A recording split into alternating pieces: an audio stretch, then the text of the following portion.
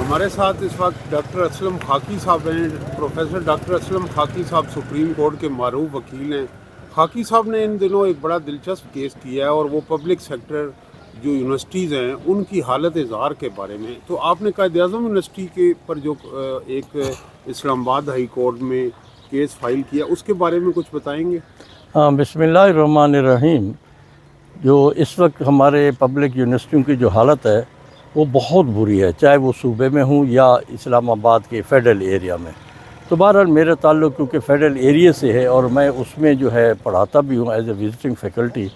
مالی حالات یہ ہیں کہ 6 سیمسٹر سے وزٹنگ فیکلٹی کو تنخواہیں نہیں ملی اور وہ چھوڑ کے جا رہے ہیں. اکثر لوگوں کے ان کے میڈیکل کے بل نہیں کلیئر ہوئے اور کافی ایسے مسائل ہیں. یہ تو ایک طرف رہ گئے. تو ہم نے اس پہ یہی کہا ہے کہ جی آپ جی ڈی پی کا 4% ہوتا ہے وہ آپ نے دینا ہوتا ہے، وہ لو آ گیا. اس کے بجائے نئے منصوبے چل رہے ہیں، بیٹھے کہتے جی پیسے نہیں ہیں، بیٹھے بیٹھے ایک برج بنا دیتے ہیں اربوں روپے کا، بیٹھے بیٹھے جو ہے سرینا کے سامنے یہ ہے، بیٹھے بیٹھے جی وہ فلاں ہے. جی بھئی آپ پہلے ترجیح دیں، اپنی تعلیم کو دیں. کوئی ارشد ندیم ہے جی، کوئی نیزہ پھینکتا ہے جی کروڑوں روپے دے رہے ہیں. یار کوئی انسان بنو، تعلیم پہ خرچ کرو، لیکن اس پہ نہیں ہے. یہ عیاش کروڑوں کے اربوں روپے کرکٹ پہ لگاتے ہیں. 45 لاکھ روپیہ ایک کرکٹر کی تنخواہ علاوہ سہولیات کے. تو یہ چیزیں ہمیں سوچنی ہیں کہ کیا یہ ملک کھیل کود کے لیے بنا ہے؟ یہ تو وہ لوگ کریں جن کی ہاں باقی چیزیں ٹھیک ہو، آپ کی تعلیم اچھی ہو. تو ہم نے یہ کہ دوسرا ہم نے کہا جی آؤٹ سورس کرے، اپنی جتنی بھی زمین پڑی ہے یا پیٹرول پمپ کے لیے دیں، ہسپتالوں کے لیے دیں، تاکہ یونیورسٹی کا انکم جو ہے وہ بڑھے.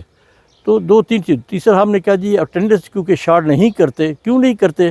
کیونکہ پھر اس سے پھر اسٹوڈنٹس باہر نکل جاتے ہیں اور ان کو پھر فیسیں نہیں آتی. ایک بچہ جب داخل ہوتا ہے تو ایوریج فیس اس کی 8 سیمسٹر میں 8 لاکھ روپے ہوتی ہے. تو کہتے ہیں ہم 10 بچے بھی نہیں کریں گے تو 8 ہمارے 80 لاکھ چلے جائیں گے. ان کے اٹینڈنس نہیں شارٹ کرتے. تمام پبلک یونیورسٹیز کا یہی حال ہو گیا، بلکہ پرائیویٹ کا بھی.